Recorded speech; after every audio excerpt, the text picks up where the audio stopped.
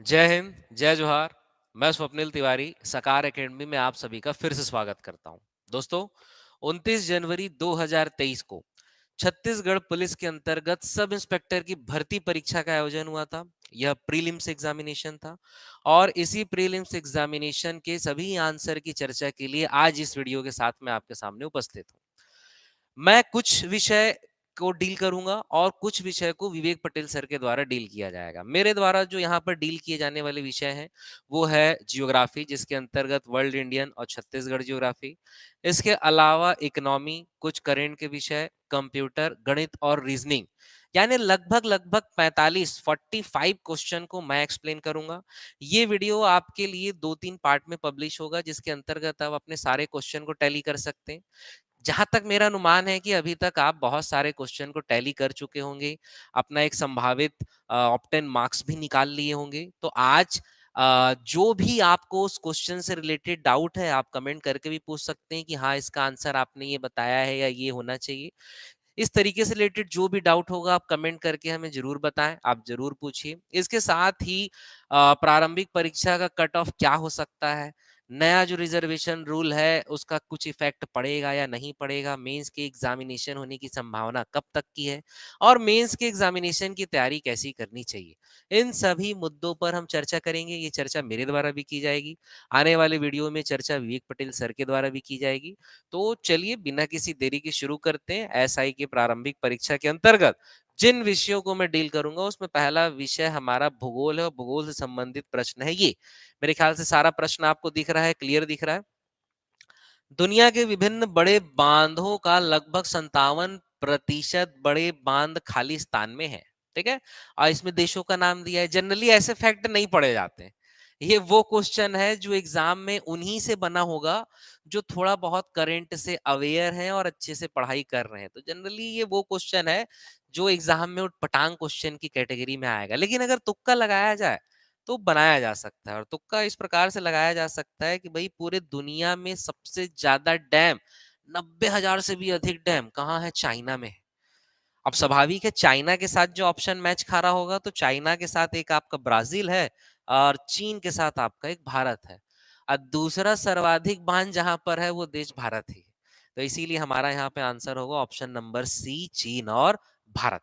तो इससे दो फैक्ट याद रख लीजिए, आने वाले समय में काम आएगा कि दुनिया में सबसे ज्यादा डैम कहाँ है? चाइना में, और सेकंड नंबर सबसे ज्यादा डैम कहाँ है? भारत में। चलिए आगे चलते हैं। इसके बाद देखिए ये सारे क्वेश्चन, अब देखिए क्वेश्चन पेपर जंबल है, मतलब सभी विषय जो है लाइन से जियोग्राफी या लाइन से इकोनॉमी या लाइन से हिस्ट्री ऐसा नहीं है। तो जो जो विषय मैं आपको समझाऊंगा, मैं केवल उन्हीं क्वेश्चंस को ही यहाँ पर आपको दिखा रहा हूँ। जैसे ये सब हिस्ट्री के क्वेश्चन है, ये विवेक सर के द्वारा आपको बताए जाएंगे। ये आया क्वेश्चन नंबर 9, यदि प्राथमिक घाटे में ब्याज भुगतान को शामिल कर लिया जाए तो यह बराबर होता है बजट घाटे के, राजकोषीय घाटे के, घाटे की वित्त व्यवस्था के, आगम घाटे के। तो देखिए जब हम राजकोषीय नीति पढ़ते हैं तो कुछ फॉर्मूले हैं जिन्हें हम रटते हैं, तो उसी के अंतर्गत इस क्वेश्चन का आंसर होगा राजकोषीय घाटा। क्योंकि जब प्राथमिक घाटे में ब्याज भुगतान को शामिल करें तो राजकोषीय घाटा मिलता है, और राजकोषीय घाटा से ब्याज भुगतान को हटा दिया जाए तो प्राथमिक घाटा मिलता है। तो जनरली हम पढ़ते हैं कि राजकोषीय घाटा माइनस ब्याज भुगतान इक्वल टू प्राथमिक घाटा, और यहां उसे उल्टा पूछ दिया। तो इस क्वेश्चन नंबर 9 का आंसर होगा ऑप्शन नंबर बी, राजकोषीय घाटा। ठीक है, चलिए आगे चलते हैं। क्वेश्चन नंबर 10 दिया है कि राष्ट्रीय सुपर कंप्यूटिंग मिशन के अंतर्गत किस राष्ट्रीय प्रौद्योगिकी संस्थान में परम अनंत सुपर कंप्यूटर चालू किया गया है, यानी किस आईआईटी में परम अनंत सुपर कंप्यूटर। तो पहला फैक्ट तो याद रखना है कि वर्तमान में भारत का सबसे फास्टेस्ट सुपर कंप्यूटर परम अनंत है। ठीक है, कुछ कुछ जगह आपको अभी भी परम सिद्धि एआई लिखा हुआ मिलेगा, पर जनरली हमने हमारे कोर्स के अंतर्गत और हमने क्लासेस में इस बारे में चर्चा की है कि वर्तमान में एक नया सुपर कंप्यूटर डेवलप किया गया है, और सबसे फास्टेस्ट सुपर कंप्यूटर है जो भारत के द्वारा विकसित किया गया है, उसका नाम है परम अनंत। और क्वेश्चन ये पूछा है कि ये परम अनंत कहाँ इंस्टॉल किया गया है या कहाँ चालू किया गया है, किस आईआईटी में? तो परम अनंत चालू किया गया है आईआईटी गांधीनगर। ध्यान रखेंगे। अब ये करंट का क्वेश्चन है, ये भी वो क्वेश्चन है कि यदि करंट में आपने पढ़ा है तो आपसे बनेगा, नहीं तो नहीं बनेगा। ये कोई बेसिक क्वेश्चन नहीं है। देखिए, अगर हम कट ऑफ पे चर्चा करेंगे अभी थोड़ी देर में, तो कट ऑफ डिपेंड करेगा कुछ चीजों पे। जैसे कि क्वेश्चन आपको दिख रहा होगा, जो है वो बहुत कठिन नहीं है और बहुत सरल भी नहीं है। तो जो क्वेश्चन उटपटांग है वो सभी के लिए है। जो उटपटांग है, जो नहीं बनने वाला है, जैसे कि वो बांध वाला उटपटांग है, तो सभी के लिए उटपटांग है, तो घबराना नहीं है। डिफिकल्टी लेवल और जितने कैंडिडेट क्वेश्चन दिए हैं उस पे कट ऑफ डिपेंड करेगा, उस पे अभी हम आगे चर्चा करते हैं। पहले और क्वेश्चन हम देख लेते हैं। ठीक, जैसे ये इकोनॉमी का एक और क्वेश्चन है। देखिए, इकोनॉमी का ये हमारा दूसरा क्वेश्चन आया है। इकोनॉमिक्स काफी क्वेश्चन आए हैं। भारत की प्रथम पंचवर्षीय योजना का मुख्य उद्देश्य क्या था भाई? बंदरगाहों का विकास, आधारिक संरचना का विकास, उद्योगों का विकास, कृषि का विकास। तो जनरली हमारा दिमाग उद्योगों के विकास की ओर दौड़ता है, लेकिन नहीं। पहली पंचवर्षीय योजना का जो उद्देश्य था वो था भारतीय कृषि का विकास, और दूसरी पंचवर्षीय योजना का उद्देश्य है उद्योगों का विकास। तो इसीलिए हमारा आंसर होगा भारत की प्रथम पंचवर्षीय योजना का उद्देश्य ऑप्शन नंबर डी, कृषि का विकास। ध्यान रहेगा। चलिए आगे चलते हैं। इसके बाद अगले क्वेश्चन में आते हैं।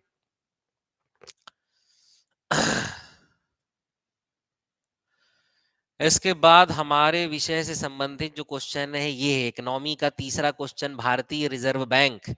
तो भारतीय रिजर्व बैंक के संबंध में सत्य कथन क्या है ये हमें बताना है। तो पहला कथन लिखा हुआ है, इसकी स्थापना 1835 में हुई थी। तो देखिए, आरबीआई की स्थापना आरबीआई एक्ट के तहत 1935 में हुई है, 1935। और यहाँ क्या लिखा है? 1835, 1835, इसीलिए पहला असत्य है, गलत है।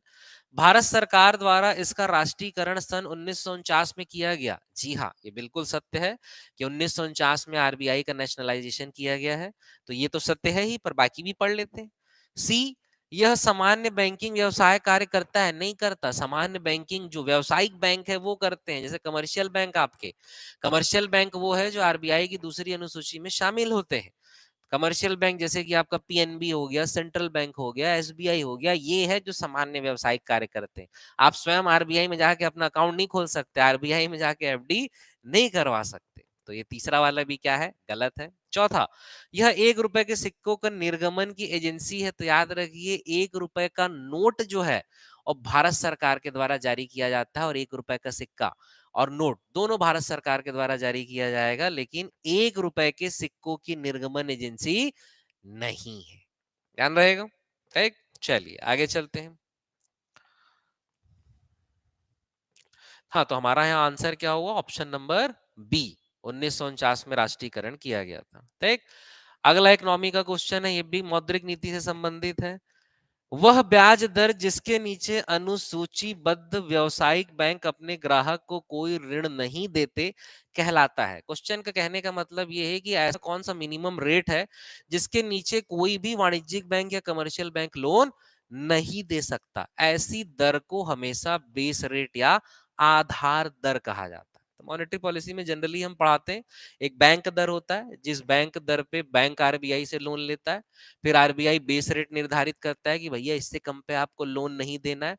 फिर बेंचमार्क प्राइम लेंडिंग रेट होता है, जिसमें बैंक अपने सबसे चहेते ग्राहक, विश्वसनीय ग्राहक, जैसे आज के समय में अडानी, इन्हें लोन देता है। और सबसे आखिरी दर होती है उधार दर, जिस दर पे बैंक किसी को भी लोन दे सकता है। तो आधार दर या बेस रेट वो दर है, यानी ऑप्शन नंबर ए, जिस पर जिससे कम पे कोई भी बैंक लोन नहीं दे सकता। तो यहाँ हमारा आंसर क्या होगा? Base rate. ठीक है, चलिए आगे चलते हैं। निम्नलिखित राज्यों में से कौन सा राज्य 2011 की जनगणना के अनुसार सबसे कम जनसंख्या घनत्व वाला राज्य है? तो सबसे कम जनसंख्या घनत्व कहाँ है भाई? अरुणाचल प्रदेश। लगभग 13-14 व्यक्ति पर स्क्वायर किलोमीटर में रहते हैं। तो पूरे भारत में मिनिमम पॉपुलेशन डेंसिटी वाला स्टेट कौन सा है? अरुणाचल प्रदेश। ठीक है, चलिए आगे चलते हैं। ये सब आपके क्वेश्चन विवेक सर आप समझाएंगे।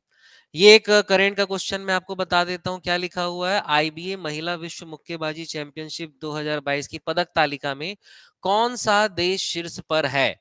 तो जो पहले नंबर पे लिखा है ना, ऑप्शन नंबर ए, तुर्की या टर्की, ये ही आपका शीर्ष पर है। अगर इसमें भारत के स्थान की बात करें तो भारत का स्थान चौथा है। आने वाले समय के लिए आप याद रख सकते हैं। चलिए आगे चलते हैं।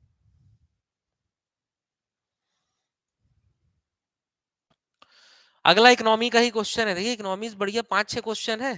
तो यदि आप इकोनॉमी को छोड़ दिए होंगे तो आने वाले एग्जाम में ध्यान रखिए, इकोनॉमी एक इंपॉर्टेंट विषय है और आपको इसे पढ़ना चाहिए। तो संतुलित बजट से क्या अभिप्राय है? जिस बजट का सकल सार्वजनिक क्षेत्र व्यय उसके सकल आय के बराबर होता है, यानी जो आपका पब्लिक एक्सपेंडिचर है और पब्लिक इनकम है उसके बराबर होगा।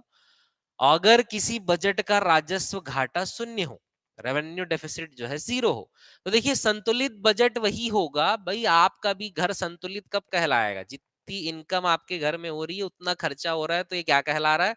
संतुलित। आया राम इक्वल टू गया राम, जिसको आम भाषा में बोला जाता है, तो वही है, जितनी आय हुई उतना ही व्यय हो गया। तो ये आपका बजट क्या है? संतुलित। और जितनी आय हुई और उतना व्यय हुआ, तो न ही सरप्लस हुआ न ही डेफिसिट हुआ, मतलब किसी भी प्रकार का घाटा नहीं हुआ। अर्थात दिए गए हमारे दोनों कथन सही है कि भाई अगर किसी बजट का राजस्व घाटा शून्य हो, ये भी कथन सही है। और जो लिखा हुआ है बजट का सकल सार्वजनिक क्षेत्र व्यय उसके सकल आय के बराबर होता है, तो ऑप्शन नंबर सी दोनों कथन सही। ठीक है, हमारे हिसाब से सही आंसर यही है इसका। ठीक, चलिए। फ्रेंच ओपन 2022 में पुरुष एकल का खिताब राफेल नडाल ने जीता है। करेंट का क्वेश्चन है भाई, और करेंट के क्वेश्चन में कम से कम जो ग्रैंड स्लैम प्रतियोगिताएं होती है वो आपको जरूर पढ़ना है। उसी ग्रैंड स्लैम में से एक है आपका फ्रेंच ओपन। तो फ्रेंच ओपन में मेंस सिंगल टाइटल किसने जीता है? Rafael Nadal. Option number B. चलिए आगे चलते हैं। अब यहाँ ये सब आपको विवेक सर समझाएंगे। ठीक, ये करेंट का क्वेश्चन है कि भारतीय अंतरिक्ष अनुसंधान संगठन द्वारा PSLV C53 मिशन के द्वारा किस देश के उपग्रहों को अंतरिक्ष भेजा गया है? तो फिर भाई यदि करंट अपडेट रहे हैं तो इस एग्जाम का ये क्वेश्चन बना होगा, और वो देश है आपका सिंगापुर। सिंगापुर के 3 उपग्रह को PSLV C53 के द्वारा सतीश धवन स्पेस सेंटर श्रीहरिकोटा द्वीप समूह में जो अवस्थित है यहां से प्रक्षेपित किया गया। ठीक है, तो देखिए ये कोई जो करंट का इवेंट होता है ना, तो ये सारे की टर्म आपके एग्जाम में बनेंगे। भाई PSLV कौन सा है? C53 है। उस सेंटर का नाम क्या है? सतीश धवन स्पेस सेंटर है। कहाँ है? श्रीहरिकोटा द्वीप में है। कहाँ है? पुलिकट झील में है। किस देश का भेजा गया है? तो सिंगापुर। कितना भेजा गया है? 3। अब उसमें से एक फैक्ट आ गया है सिंगापुर। तो इस प्रकार से ही क्वेश्चन बनते हैं, तो करंट पढ़े तो हमेशा ऐसे ही पढ़े। चलिए आगे चलते हैं। ठीक, चलिए अब इसके अलावा ये सारे क्वेश्चन आपको विवेक सर समझाएंगे आने वाले वीडियो में। तो ये हमारा इंडियन जीएस वाला पोर्शन कंप्लीट होता है। अब आते हैं छत्तीसगढ़ जीएस। छत्तीसगढ़ जीएस में भी जो थोड़ा बहुत करंट, योजना और ज्योग्राफी का पोर्शन है, इकोनॉमिक सर्वे का पोर्शन है, वो मैं भी आपको समझाता हूँ। ठीक, अब इसके साथ ही मैं आपको एक बात और बताना चाहूंगा कि भाई मन में ये डाउट है कि छत्तीसगढ़ में पुलिस की जो एसआई की भर्ती परीक्षा है इसमें मेंस होगी अगली परीक्षा, तो मेंस की तैयारी हम कैसे करें? तो भाई मेंस की तैयारी की अगर मैं सिंपल बात करूं तो 3 पेपर कंपलसरी है आपके, एक जीएस का, एक मैथ्स का और एक आपका लैंग्वेज का। तो देखिए जीएस जो आप पढ़ रहे हैं, जिस लेवल के क्वेश्चन आपको दिख रहे हैं उसी लेवल का ही रहेगा। तो जो तैयारी आप करते आए हैं आप लगभग उसी पैटर्न में तैयारी कर सकते हैं। वो पैटर्न की तैयारी मतलब ये तैयारी नहीं की भी अचानक 15 दिन पहले आ गया कि 15 दिन के बाद हमारा एसआई का एग्जाम होगा। ये 15-16 तारीख को आ गया नोटिफिकेशन कि 29 जनवरी को आपका एग्जाम होने वाला है। तो ये 15 दिन में जो तैयारी किए हैं या जैसे तैयारी की है वैसा तैयारी नहीं करना है। अब थोड़ा आपको लग के तैयारी करना है। क्यों? क्योंकि सामान्य सी बात है भाई कि अभी जो मुद्दा हमारा अटका हुआ है वो रिजर्वेशन का अटका हुआ है। जैसे ही रिजर्वेशन का इशू क्लियर होगा तो तुरंत एसआई का रिजल्ट आएगा और तुरंत मेंस की डेट आ जाएगी एग्जाम की। तो इसीलिए आप तो एक तो दौड़ना शुरू करें, अपनी फिजिकल एक्टिविटी को बढ़ाएं जो सबसे ज्यादा जरूरी है, और मेंस के एग्जाम की तैयारी भी ताबड़तोड़ तरीके से शुरू कर दें। अगर आप इसमें ढिलाई करेंगे कि जब डेट आएगा तब पढ़ना शुरू करेंगे तब दौड़ना शुरू करेंगे तो दौड़ना तो हो ही नहीं पाएगा तब के समय में।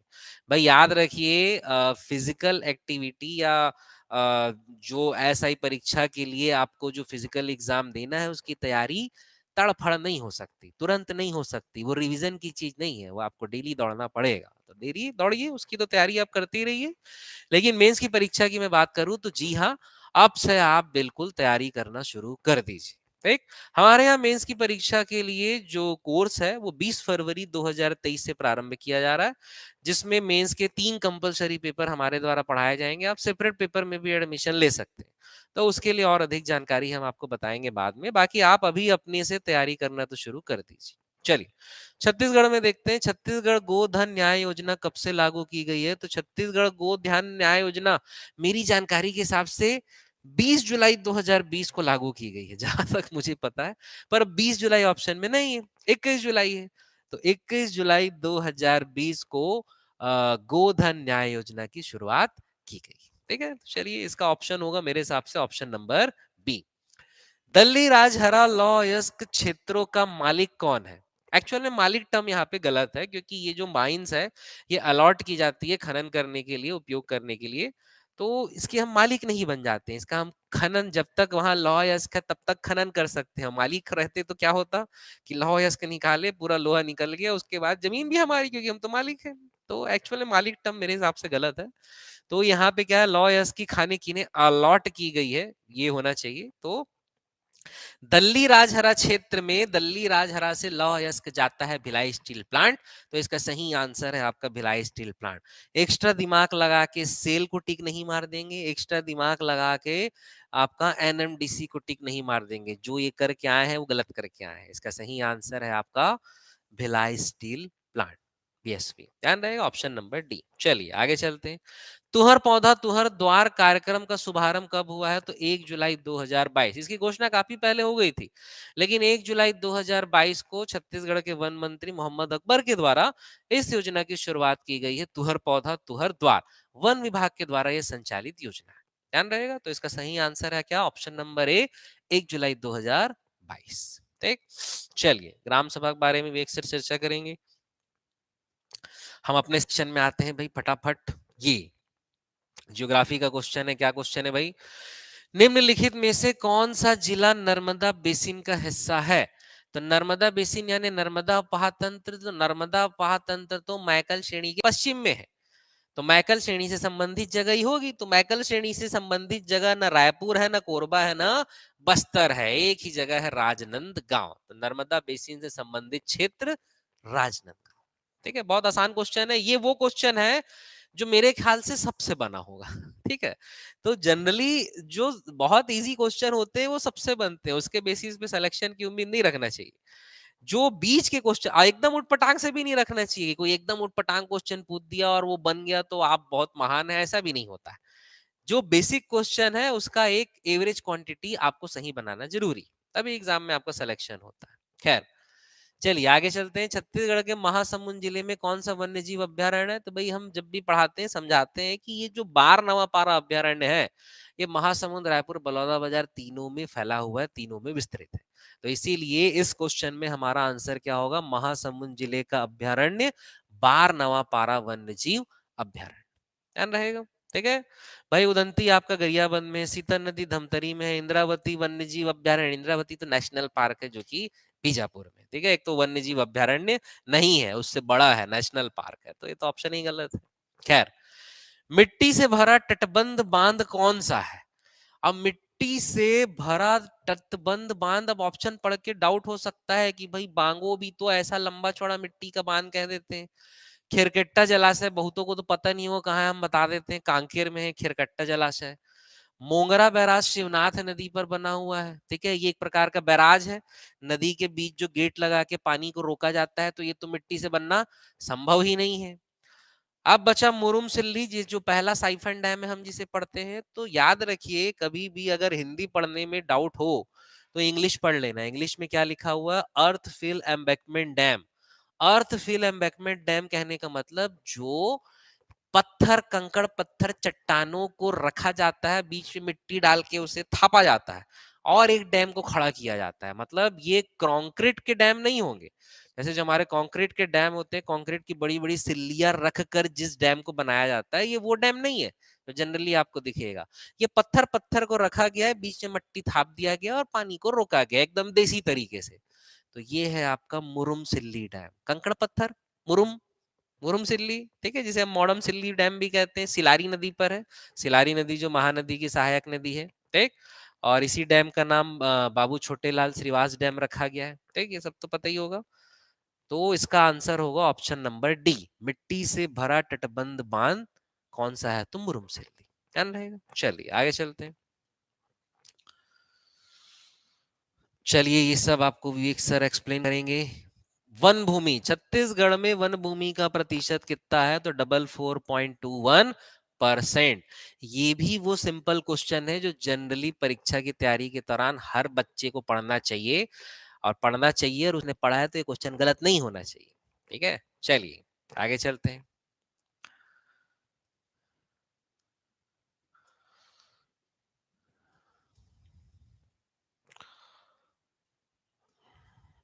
चलिए ये सारे क्वेश्चन आपको विवेक सर के द्वारा बताया जाएगा। ये इकोनॉमिक सर्वे का इकलौता क्वेश्चन आया है आपके पेपर में। क्या लिखा हुआ है, छत्तीसगढ़ राज्य में कृषि उत्पादन के सुनियोजित विपणन हेतु कृषि उपज उपमंडी एवं मंडी की संख्या क्या है। देखिए मजेदार क्वेश्चन है।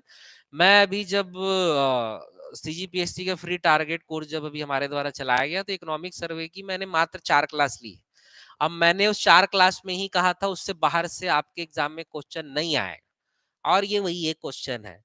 ठीक है, कृषि विपणन जो आपका मेरे ख्याल से 10-15 पन्ने का एक पूरा चैप्टर है इकोनॉमिक सर्वे में, मैंने केवल 2 ही लाइन उसमें से लिखा ही है, उसमें से एक लाइन यही है।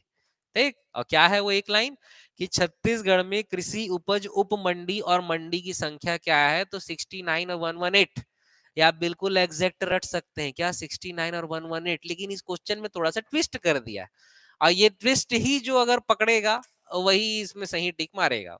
तो भाई 69 और 118, ऑप्शन नंबर ए भी है 118 69, ऑप्शन नंबर बी भी है 69 और 118।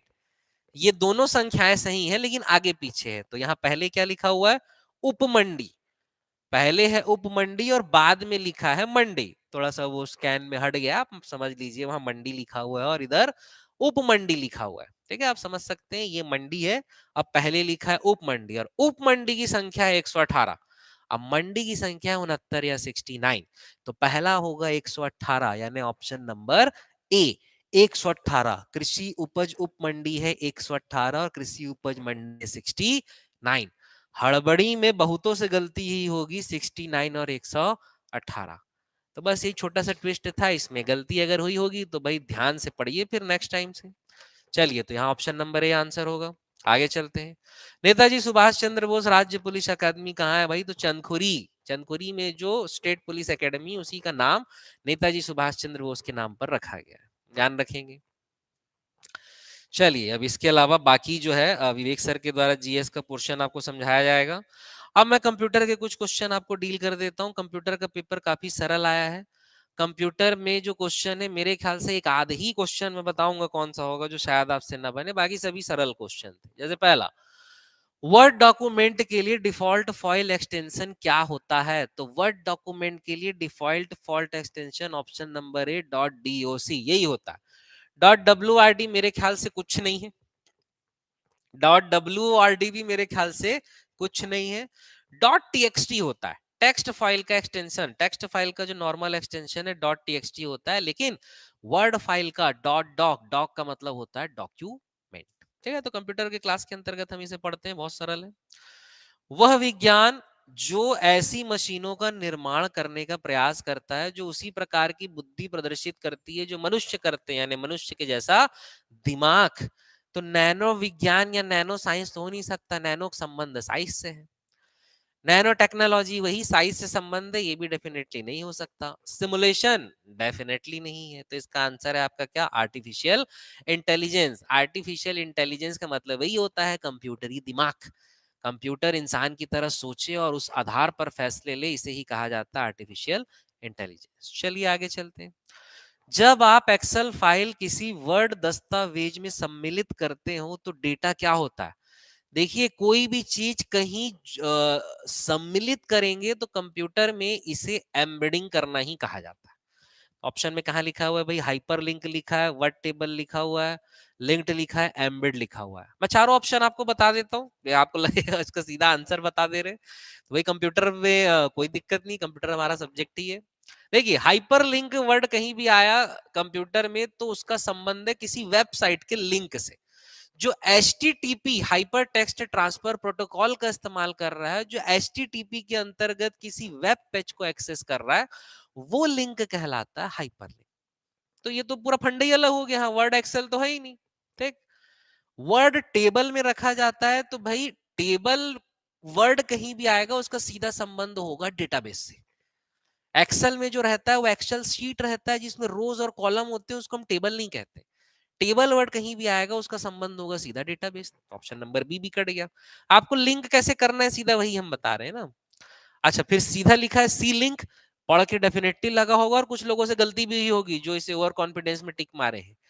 क्या कि जब एक्सेल फाइल को किसी वर्ड दस्तावेज में सम्मिलित करना हो, जोड़ना हो लिखा रहेगा तब लिंक वहां पे हम कह सकते हैं। तो जोड़ना लिंक करना कहलाता है, और सम्मिलित करना मतलब उसमें मिला देना, और किसी भी चीज को किसी के अंतर्गत मिला दिया जाएगा तो उसे ही क्या कहा जाता है, एम्बेडेड। तो यहाँ पे हमारा ऑप्शन क्या होगा, ऑप्शन नंबर डी। चलिए आगे चलते हैं।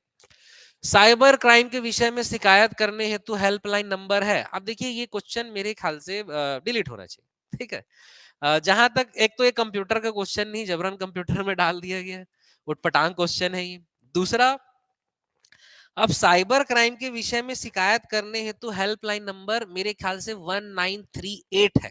ठीक है, अगर मैं एग्जैक्ट नंबर की बात करूं तो साइबर क्राइम के विषय में 1938 या शायद 1930 है। अभी याद नहीं आ रहा, भूल गए। मेरे ख्याल से 1930 है। यस, 1938 नहीं है, 1930 है शायद। तो ये है नंबर जो साइबर क्राइम के लिए नया नया शुरू किया गया है कंप्लेन करने के लिए, हेल्पलाइन नंबर। पर ऑप्शन में तो है ही नहीं। ऑप्शन में आपका क्या है, 1093, 1098, 112 और 100। तो 112 सभी प्रकार की कंप्लेन के लिए, सभी प्रकार की पुलिस कंप्लेन के लिए 112 नंबर है। ठीक, 100 नंबर भी है। 100 नंबर सीधा कंट्रोल रूम में फोन लगता है। आपको इमरजेंसी नंबर यदि पुलिस की सहायता चाहिए तो कंट्रोल रूम का नंबर है आपका क्या, 100। तो सभी को पता है 100, डायल 100 के बारे में। 1093 की अगर मैं बात करूं तो 1093 जहां तक मेरी जानकारी है ये आपके आधार कार्ड, जाति प्रमाण पत्र, ये सब से संबंधित हेल्पलाइन नंबर है। और 1098 बच्चों से संबंधित कुछ शिकायत या समस्या से संबंधित ये हेल्पलाइन नंबर है। तो जहां तक मेरा अंदाजा है इस क्वेश्चन का आंसर होना चाहिए ऑप्शन नंबर बी। ठीक है, ऑप्शन नंबर बी यहां आंसर होना चाहिए 112। पर इसका एक्चुअल 1930 या 1938, अभी वीडियो बनाते ही बनाते हैं कंफ्यूजन हो गया, 1930 है शायद। तो आप इसे चेक कर लेंगे, गूगल में लिखना है, कोई बड़ी बात नहीं है। बाकी इस दिए गए ऑप्शन में हमारा आंसर है 112। ठीक है, साइबर क्राइम में आपको कंप्लेन करना है तो पहले 112 था सभी के लिए, नया नंबर शुरू है 1930। ठीक है, तो 112 यहाँ पे आप टिक मार सकते हैं। चलिए आगे चलते हैं। तो ये हमारा कंप्यूटर का एक और क्वेश्चन है, खत्म नहीं हुआ है। कंप्यूटर का एक और क्वेश्चन है, क्या लिखा हुआ है, थिसॉरस टूल का प्रयोग एमएस वर्ड में। ठीक है, उधर मिटल गया है, वर्ड स्कैन नहीं हुआ, तो इधर देख लो एमएस वर्ड है। एमएस वर्ड में किसके लिए किया जाता है। तो देखिए, जो एमएस वर्ड को पढ़े हैं, अच्छे से रटे हैं और टूल के बारे में पता होगा, तो मैं डायरेक्ट आपको बता दे रहा हूँ कि थिसॉरस जो है वो एंटोनिम, सिनोनिम, पर्यायवाची और विलोम शब्द, यानी ऑप्शन नंबर सी सिनोनिम और एंटोनिम वर्ड्स के इस्तेमाल के लिए किया जाता है। कौन सा टूल का इस्तेमाल, थिसॉरस। ध्यान रहेगा। तो इस प्रकार आपके जीएस के जो क्वेश्चंस मुझे आपको समझाने हैं वो खत्म होते हैं, और कंप्यूटर के भी जो सेक्शन मुझे आपको समझाने हैं वो खत्म होते हैं। ठीक, चलिए अब इसके बाद हम मेन मुद्दे पे आ जाते हैं कि भाई हम कट ऑफ पे जो चर्चा करने वाले हैं, कट ऑफ क्या है। तो कट ऑफ क्या हो सकता है, मैं आपको कुछ संभावित डेटा बता देता हूं। जैसे कि अगर हम कट ऑफ की बात करें तो छत्तीसगढ़ सब इंस्पेक्टर की प्रारंभिक परीक्षा है, और रिजल्ट आने में उतना ही डिले होगा जितना डिले आरक्षण के फैसले में होगा। जैसे ही आरक्षण से संबंधित कोई मजबूत फैसला बन जाएगा तुरंत आपका रिजल्ट आ जाएगा। अगर हम छत्तीसगढ़ सब इंस्पेक्टर परीक्षा की बात करें तो लगभग 62,000 विद्यार्थियों ने ये परीक्षा दी है। 67,000 विद्यार्थी टोटल, लगभग 70,000 के आसपास विद्यार्थी जो थे, जो physical and measurement test qualify किए थे, जिनके लिए एग्जाम होना था। उसके बाद 3,000 विद्यार्थियों का लगभग एप्लीकेशन जो है रिजेक्ट हो गया। तो लगभग 62,000 विद्यार्थियों ने इस परीक्षा को दिया। पहला चीज तो क्लियर मानो, तो लगभग मान लो कितने लोग दिए, 60,000। मान सकते हैं ऐसा एक लगभग। और छत्तीसगढ़ में एसआई की जो परीक्षा के पद है उसके अकॉर्डिंग लगभग 19,500 विद्यार्थियों को मेंस की परीक्षा के लिए चयनित करना है। ठीक है, फिजिकल और मेंस की जो परीक्षा होनी है, मेंस की परीक्षा के अंतर्गत दो है, एक रिटर्न है और एक फिजिकल है आपका। तो रिटर्न और फिजिकल या मेंस के लिए जिनका चयन किया जाना है उनकी संख्या 19,500। तो मान लेते हैं 60,000 लोग एग्जाम दिए हैं, जिसमें से 20,000 लगभग तो पास ही होने हैं। यानी हर तीसरा आदमी पास होना है, 1/3 ही हुआ ना। अधिक से अधिक आप मान लो हर चौथा व्यक्ति पास होना है, तभी वो मेंस में पहुंच पाएगा। ये आंकड़े क्लियर है मेरे ख्याल से। ठीक। अब इसके बाद हम एग्जाम के डिफिकल्टी लेवल की बात करें तो आपका एग्जाम जो था बिल्कुल मॉडरेट था। बहुत सरल भी हम नहीं कह सकते कि हर आदमी 70 से प्लस सही क्वेश्चन बनाया हुआ है, या हम इसे कठिन तो बिल्कुल ही नहीं कह सकते कि कोई 40 से ज्यादा नहीं बनाया होगा। तो मेरे अनुसार अगर आपने एग्जाम में 50 प्लस क्वेश्चन सही किए हैं, या आपके 150 नंबर से प्लस आ रहे हैं, किस कैटेगरी में?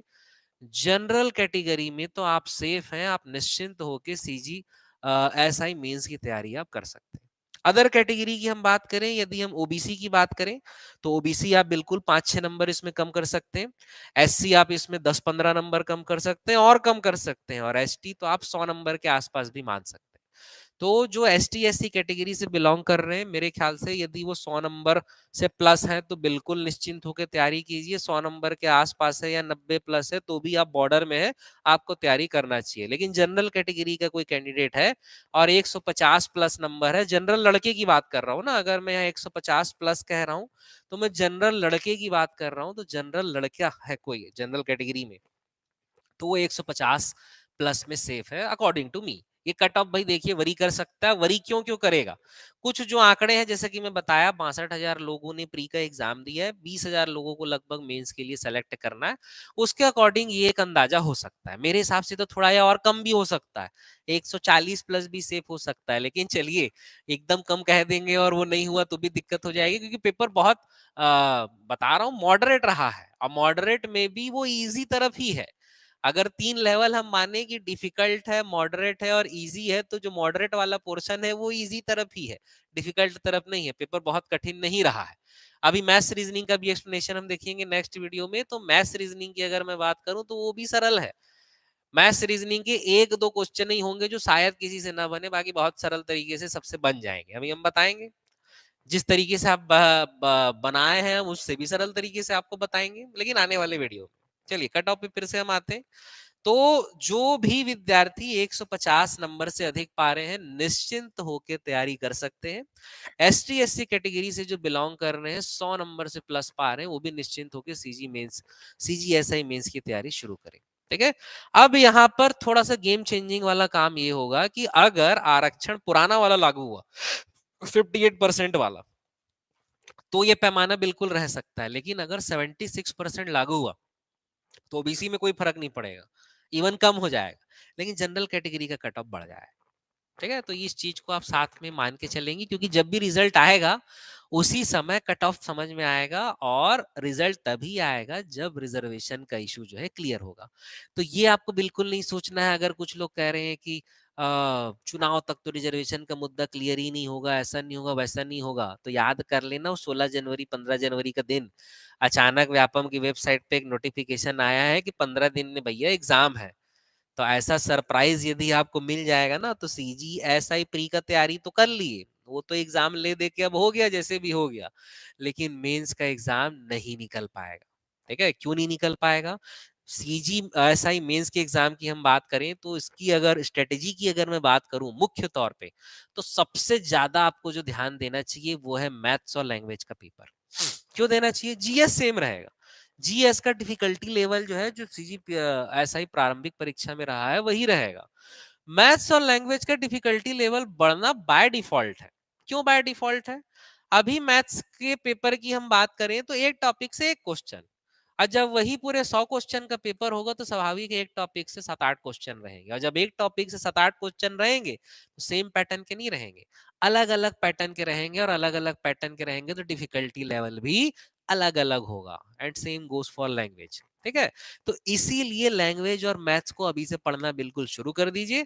और हमारे यहाँ सब इंस्पेक्टर मेंस की जो नई कक्षाएं हैं वो 20 फरवरी 2023 से प्रारंभ होगी, जिसका रजिस्ट्रेशन प्रारंभ हमने कर दिया है। तो आप रजिस्ट्रेशन बिल्कुल जल्द से जल्द करवाइए।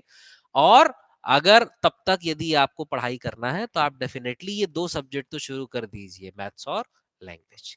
ठीक है, तो चलिए आज के लिए मैं इतना ही रखता हूँ, बहुत सारे पॉइंट्स आपको क्लियर होंगे। बाकी आप मैथ्स की तैयारी कैसे करें, मैथ्स की तैयारी आपको कैसे करनी चाहिए, क्या रणनीति आपको मैथ्स रीजनिंग के लिए बनाना चाहिए, तो अगले वीडियो में तो मैं आपको इस पेपर का पूरा मैथ्स और रीजनिंग भी एक्सप्लेन करूंगा, और इसके साथ ही मैथ्स और रीजनिंग की तैयारी आपको कैसे करनी चाहिए, किन टॉपिक्स पे फोकस करना चाहिए, इस पर भी हम ढेर सारी चर्चा करेंगे। ठीक, अब इसके अलावा यदि आपको और भी कोई डाउट है या और कोई विशेष चर्चा आप हमसे चाहते हैं तो आप कमेंट करके जरूर बताइए। और किसी प्रकार के डाउट होने पर मेरा नंबर नीचे डिस्क्रिप्शन में दिया हुआ, आप सीधा मुझसे संपर्क कर सकते हैं। चलिए, मेंस की तैयारी में भिड़ जाइए और अपना ख्याल रखिए। Thank you.